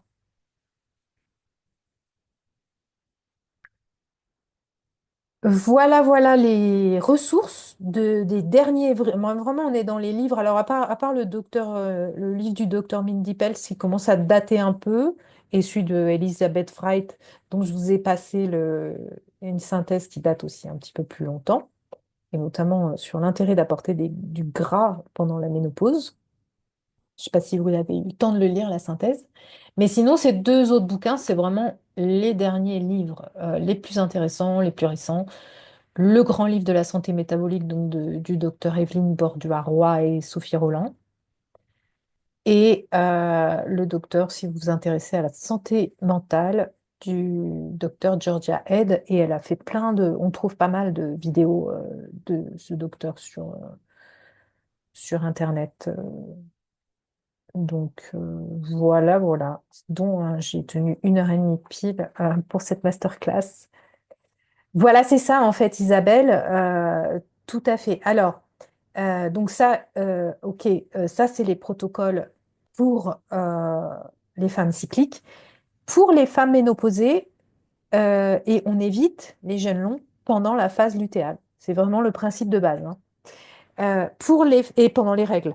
Pour les femmes ménopausées, en fait, ce qu'elle dit, Mindy Pels, c'est que on peut tout à fait utiliser ce protocole en prenant le premier jour arbitrairement ou alors vous pouvez dire bah, c'est la pleine lune ou ce que vous voulez. Euh, et je regarderai parce qu'elle a un livre aussi, le docteur Mindy Peltz, qui s'appelle Ménopause Reset. Je vous mettrai elle a aussi des protocoles spéciaux femmes ménopausées. Je vous les mettrai en complément de cette masterclass dans le Telegram. Ménopause Reset. Ouais, c'est ça. Merci Pauline. Euh, Ouais, je vous mettrai, Véronique, je vous mettrai dans les protocoles alors, Mindy Peltz, hein, ça fait partie des médecins qui ont une chaîne YouTube hyper prolifique. En fait, elle a fait un carton aux States, en Californie, avec un podcast. Bon, c'est là où on se dit, bon, des fois, ces médecins-là, ils sont intéressants parce qu'ils vulgarisent beaucoup de choses, ils font des synthèses vulgarisantes de pas mal d'études scientifiques, ils ont des partis pris intéressants. Après, quand on voit comment ils sont médiatisés, des fois, on se dit, bon, euh, le diable peut vite arriver dans l'envie de vente de compléments alimentaires, etc. Enfin, de- voilà. De- c'est- L'éthique, voilà, pas toujours tout, peut se poser. C'est pareil, en ce moment, je regarde aussi pas mal une femme qui est assez branchée, euh, cétogène et low carb et tout ça pour la santé, une Dr. Boltz. Bon, elle vend des compléments, donc warning. Est-ce que j'ai répondu à toutes vos questions? Euh, Vous allez me dire, question subsidiaire, effectivement, du coup, exactement les macros de ces les régimes low carb. On pourrait avoir un petit échange là-dessus. Moi, j'ai commencé à faire une fiche pour mes clients sur comment adopter un régime low carb. C'est pas si facile de travailler sur ces notions de macro, parce que est-ce qu'on rentre dans l'idée de compter, calculer, ou est-ce qu'on fait un peu à l'estime en disant bah, ça reste un repas par jour avec des glucides? Moi, je trouve que c'est plus simple à appréhender comme ça. Après, ça veut dire qu'il n'y a pas non plus de trop de sucreries en grignotage. C'est pas toujours évident. Euh, En ce moment, pour moi, je suis en train de tester l'apport d'acides aminés. Je ne sais pas si vous en avez parlé dans le truc ménopause, mais certains acides aminés qui sont quand même, même quand on mange de la viande, moi je mange de la viande, j'essaye de manger une protéine une fois par jour au moins. Certains acides aminés semblent aussi souvent en déficit, glycine notamment. Ils peuvent venir bien équilibrer les choses en termes de sommeil, enfin d'énergie. Ouvrir un petit débat aussi là-dessus, quoi. Alors, est-ce que quelqu'un veut faire une intervention, parler, poser une question? Vous avez, vous, voilà, vu des choses qui peuvent être complémentaires, des infos ou des données sur ces questions? Est-ce que ça vous donne une nouvelle façon de voir aussi les profils de vos clientes?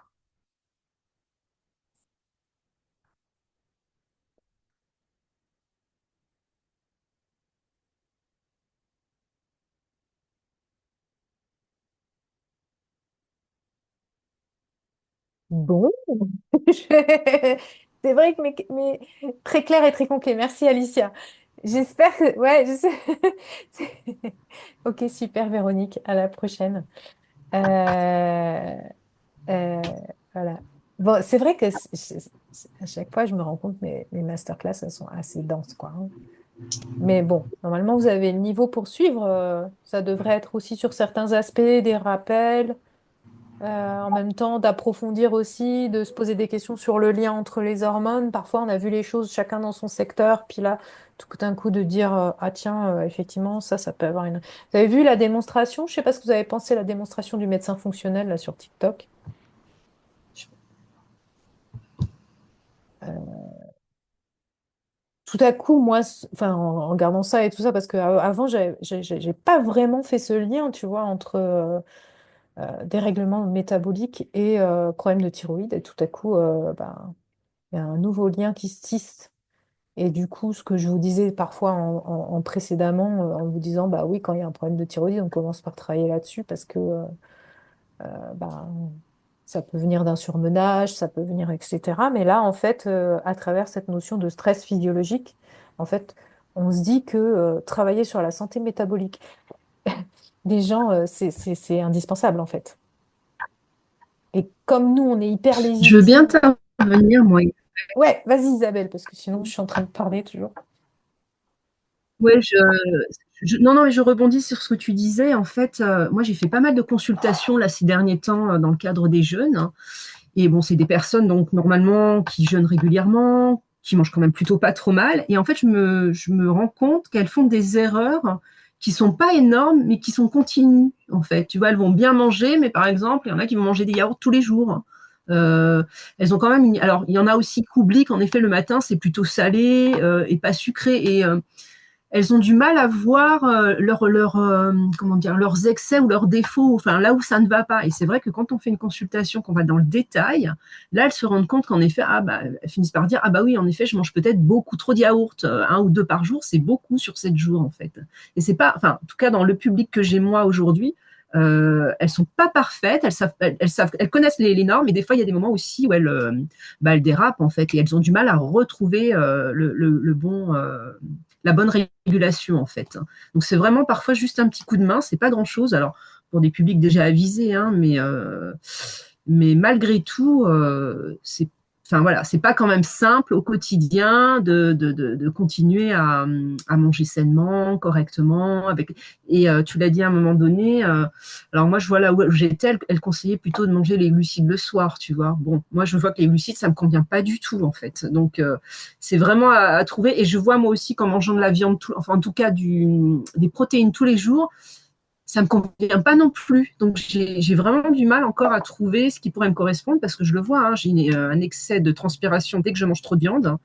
Voilà, j'ai plus de mal à le digérer. Donc, comment arriver à trouver cet équilibre en faisant des tests? C'est ce que tu disais en fait, hein. On est tous différents, c'est avoir la base et puis après bah, tester les choses. Et, euh, et c'est un peu ça aussi qu'il faut leur faire comprendre, c'est qu'il n'y a pas un modèle fait pour tout le monde en fait.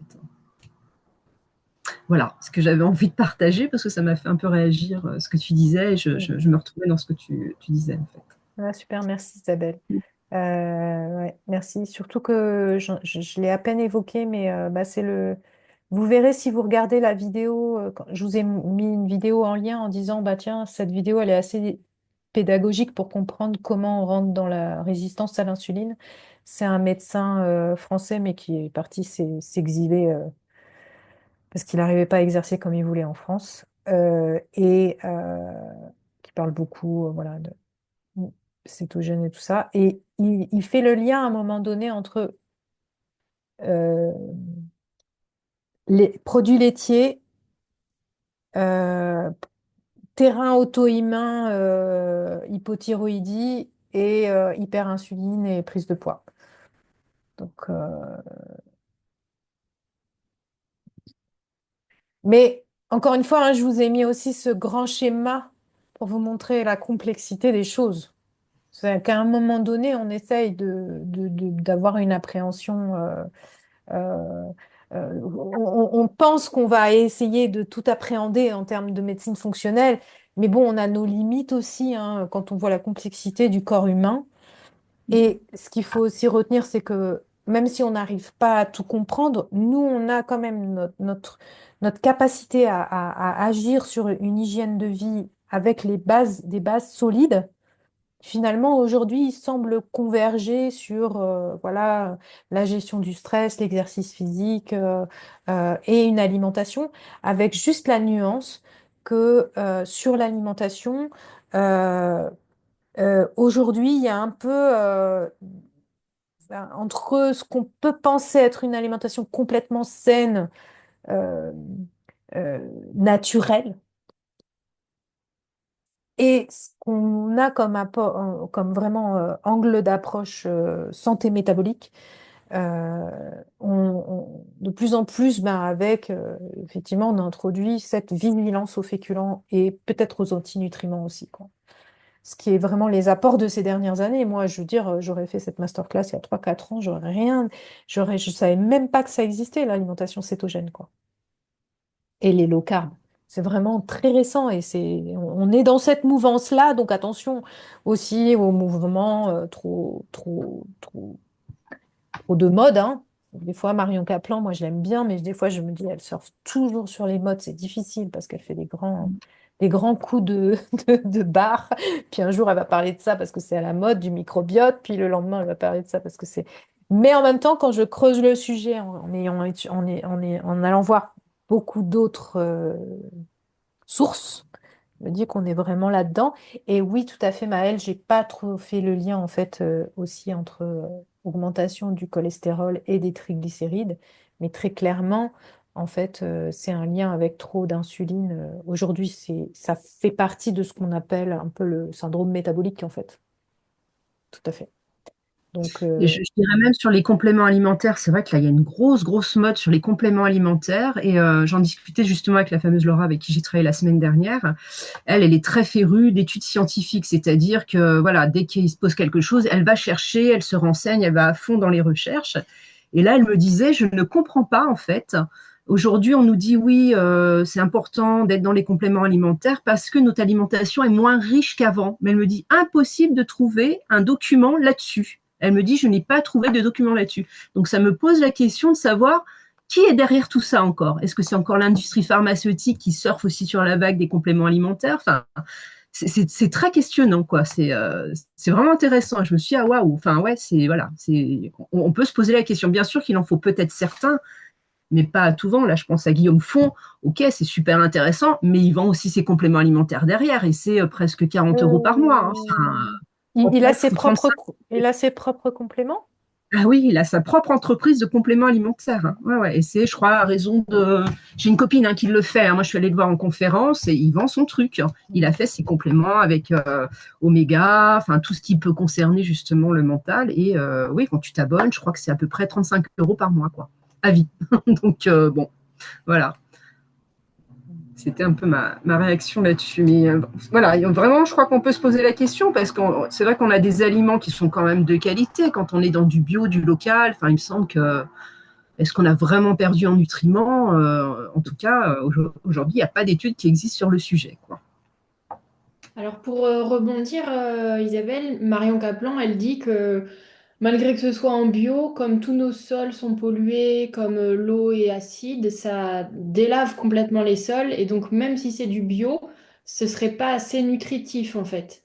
Donc, alors moi, j'ai pas de positionnement là-dessus, mais elle dit que pour pallier à ça, elle prend du plasma de Quinton quasiment à l'année, quoi. Elle fait des cures au long cours.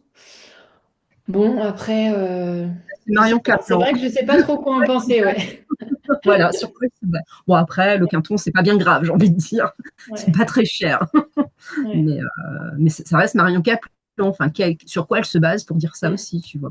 mm, Si, le fait que les sols s'appauvrissent mm. et que les variétés sont sélectionnées sur des critères pas du tout de richesse en vitamine C ou quoi que ce soit, hein.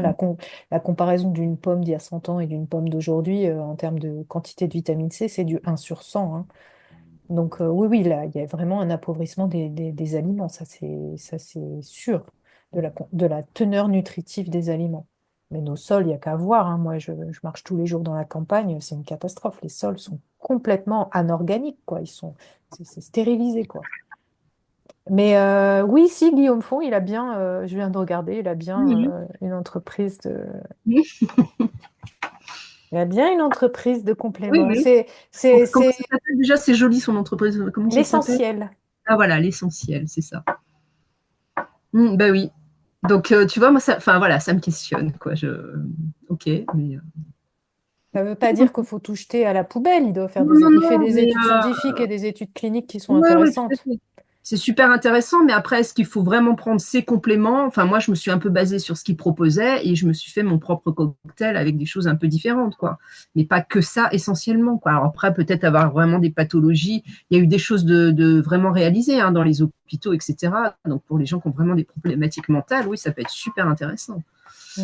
Mais peut-être pas pour tout le monde au quotidien, quoi. On a une question de Alicia qui manifestement ne peut pas prendre la parole aujourd'hui parce que son ordi marche pas. Ou je sais pas très bien compris. Qui demande, quand on traite le syndrome métabolique et la résistance à l'insuline, Au moment où on va relancer la lipogénèse, on peut conseiller tout ce qui va favoriser l'hormèse, comme les douches moins chaudes jusqu'à presque froides. Euh,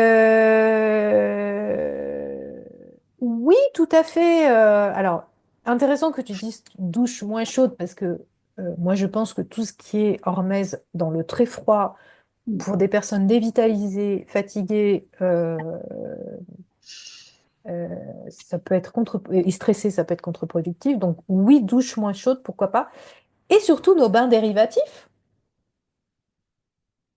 qui viennent nous réguler euh, tout dans la théorie, qui viennent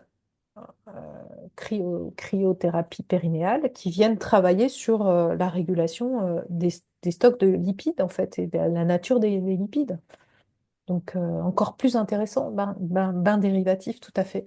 Je pense que je l'avais mis quelque part rapidos dans le diaporama, mais c'est vrai que oui, oui, oui, tout à fait. Euh, Super, Céline. Voilà, Céline, bain dérivatif, ta chirurgienne qui t'a conseillé aussi, bon, alors ça c'est incroyable, tu as tombé sur une bonne chirurgienne de travailler sur les douches froides aussi pour des cas d'inflammation de bas grade. Maëlle qui dit, c'est bizarre ce que tu dis Isabelle, car les études existent, on les trouve facilement sur la pauvreté des sols. Sur le fait Et la... qu'effectivement, il y a un appauvrissement de nos aliments. Il y a pas mal d'études. Là, je t'en ai mis une en exemple sur PubMed que tu peux trouver. Peut-être c'est pas tout à fait ça qu'elle disait, Laure Asnar, je sais pas. Ouais, non, elle trouvait pas d'études sur le comparatif de de tous les aliments, en tout cas depuis, je crois, la Seconde Guerre mondiale, depuis l'industrialisation, en fait, sur le composé des aliments à cette époque-là et jusqu'à nos jours, en fait. Bah Sur là, quoi tu c'était verras, basé. c'est une Ouais, comparaison entre 1950 et 1999. d'accord. Sur des aliments différents, enfin, je sais pas. 43, ouais. Je vais vérifier, hein, c'est la réflexion qu'elle faisait. C'est vrai que c'est quelqu'un qui cherche beaucoup. Je vais regarder. Alors, Alicia, c'est Alors, intéressant c'était que en tu... anglais. Moi, je lis pas l'anglais, donc comme ça, c'est réglé. Tu peux la traduire. C'est sur Ouais. Google, tu cliques et tu peux traduire. tu dis, Alicia, de réserver les bains dérivatifs aux sujets les plus ouverts. Je lui enverrai. Je sais pas, moi, j'hésite pas à toutes les Non, clientes. non. Moi, j'en parle sur les jeunes. Il y a des gens qui ont. J'entendais même des gens qui disaient le soir. Non, mais il n'est pas question que je mette ça dans ma culotte. C'est assez drôle. Mais moi, j'en parle. Enfin, voilà, je trouve ça important. Enfin, au moins, ils en entendent parler. Même si à un moment donné, ils trouvent ça un peu bizarre. C'est assez drôle. On peut effectivement. Ce qui est complexe avec ces données de, je sais pas, j'ai pas regardé, mais les études scientifiques sont pas encore très poussées en fait sur la cryothérapie périnéale. Ça reste sur des notions de travail sur le périnée. Tous les hypothèses que met en place France Guillain, il faudrait regarder un peu plus. J'ai Non, pas. moi, j'ai fait une conférence la semaine dernière. J'ai fait pas mal de recherches. En effet, il n'y a rien de scientifique encore Non, aujourd'hui. non. C'est vraiment des C'est constats d'amélioration, en fait. Ça. c'est des hypothèses sur les Oui, fonctionnements des fascias, des graisses et tout c'est ça. ça, exactement. Mais j'ai pas trouvé d'études scientifiques. Mais bon, on se sent mieux. Moi, j'aurais une question sur le choix des compléments alimentaires, parce que là, on parle de l'insuline, et en fait, je me rends compte qu'il y a énormément de compléments qui contiennent de la maltodextrine. Et donc, c'est du sucre quand même. Et je me dis, prendre ça tous les jours en cure de 3 mois, par exemple, est-ce que c'est pas complètement contre-productif, quoi? Euh, Ouais, ouais, c'est de l'amidon en fait, hein. ouais. Alors, Et il y en a beaucoup, quoi, hein. faut voir la quantité. Bah, souvent, c'est en deux ou troisième ingrédient. Donc, Ouais. mm. C'est une bonne remarque, Pauline, tout à fait. Peut-être être vigilante sur les femmes qui, enfin, sur la composition des Ouais. compléments. Ouais, ouais. Il y a des labos qui, en plus, ça doit être quelque chose qui ne doit pas coûter cher, donc il y a des labos qui ne doivent pas Mm. hésiter à en foutre pas mal dans les Mm. compléments. Et des fois, en Vigilance, plus, c'est maltodextrine de maïs. Donc, pour moi, le maïs, c'est inflammatoire. tout à Donc, fait. c'est double inflammation. Mm. Enfin, C'est ça. Tu- Ouais, tout Ce à serait fait. envisageable d'avoir enfin, un temps là-dessus sur les compléments alimentaires, justement, comment les choisir. Parce que alors moi, franchement, les compléments alimentaires, il y a tellement de laboratoires, j'ai pas de base vraiment là-dessus, en fait, hein. Ouais, alors c'est vrai que la dernière partage de pratique qu'on avait fait là-dessus, on était parti Mm. sur les plateformes, mais finalement on a moins discuté des compléments eux-mêmes. Et on est parti, on a eu une discussion, on a parlé des plateformes qui regroupent plusieurs compléments et de leur utilisation. Mm. Mais on n'a pas été sur les. On peut revenir à un partage de pratique sur les compléments alimentaires, ouais, ouais. Ouais, C'est une c'est bonne possible. idée. Mm. Mm. Et notamment, bah, on pourrait Alors, j'ai pas du tout parlé non plus, c'est vrai, dans cette masterclass, je n'avais pas le temps, mais il est sorti aussi, ils sont sortis aussi des compléments alimentaires pour la régulation de la glycémie. Notamment, LPEV a fait une grosse campagne là-dessus. Bah, si vous voulez, je le note pour le prochain partage de pratique. Et à ce moment-là, je vous ferai un petit topo là-dessus. Parce qu'on peut avoir des choses intéressantes comme la cannelle, la berbérine, enfin, qui peuvent avoir plusieurs approches. Le prochain partage de pratique, c'est le jeudi 22 mai. Je vais noter. Donc, complément. J'espère que tu pourras être là, Isa.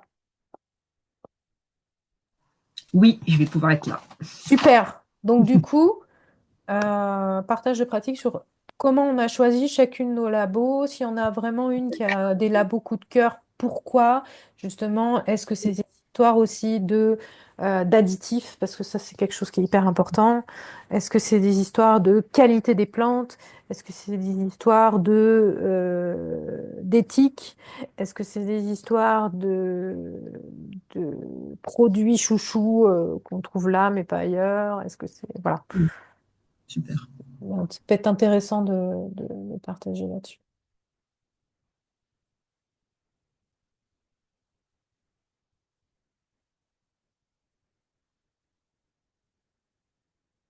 Bon, bah super, si on a... Ouais, Pauline a dit, il y a pas mal de labos sérieux qui évitent ce genre d'additifs, type nutritionnel, Bionops, etc. Bon, bah écoutez, voilà, j'espère que ça vous apporte des éléments pour la partie... En tout cas, on est vraiment... Enfin, moi, je pense que c'est un gros sujet et que dans les années qui viennent, cette question de santé métabolique, ça va prendre de plus en plus le devant de la scène. On a intérêt à être bien musclé, bien formé là-dessus, que ça a des répercussions pour nos femmes sur, j'ai moins développé l'aspect, mais œstroprogestatif, testostérone, thyroïde, on l'a vu, cortisol, enfin bref. La base de la santé métabolique, c'est un gros morceau. Et en plus, j'ai parlé pas mal de prise de poids, mais ça a aussi des gros impacts sur la fatigue. Or, le nombre de femmes qu'on voit qui nous consultent parce qu'elles sont fatiguées, Mm. déjà retrouver une bonne santé métabolique, c'est s'assurer justement un bon niveau d'énergie, de production d'énergie dans le corps. Et donc, la production d'énergie, c'est sortir de la fatigue chronique. Super, Irène, merci beaucoup. Ben, Et à merci à tout. toutes, merci, bonne journée, on se retrouve. Merci Colette.